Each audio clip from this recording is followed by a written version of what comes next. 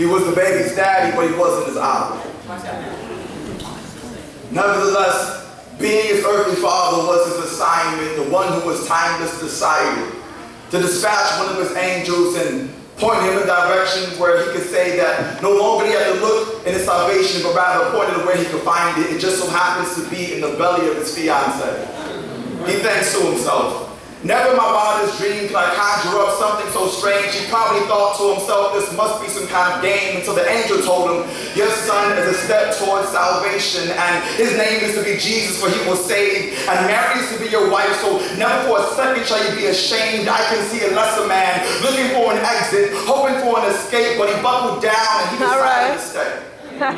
Yes. Was right there when she gave birth and held her hand in a manger, looked into his baby's eyes and thought to himself, this is the answer to Israel's prayer. And in that moment, felt this overwhelming sense of closeness, felt this kinship to Moses, but he wasn't looking at the promised land. Instead, he was looking at the promised man and was told to leave Egypt. Told that Herod wanted to see the bleeding of his infant. Told Mary, listen, baby girl, we gotta get going because folk are after us. I can see her. Place her head on his chest saying, I hope they don't capture us. And he says, don't worry about it, God's got it, plus the cargo is precious. Our salvation is here, so tomorrow is present, but I can see him, but no one is looking, praying that he stays strong. This is a tall task to be given a responsibility to raise God. Nevertheless, he stepped to the plate, worked his hands to the bone, make sure that his family was straight, but take him to the temple, make sure that God was praised. I can see him leading out the family in worship. I can see him looking at his young son, saying, young Jesus,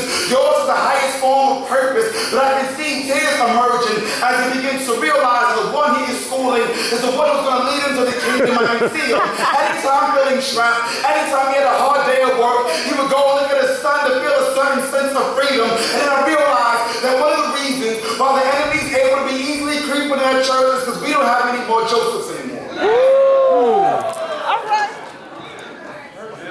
All right. The problem is like we don't got too many fathers that will tell their son who God is.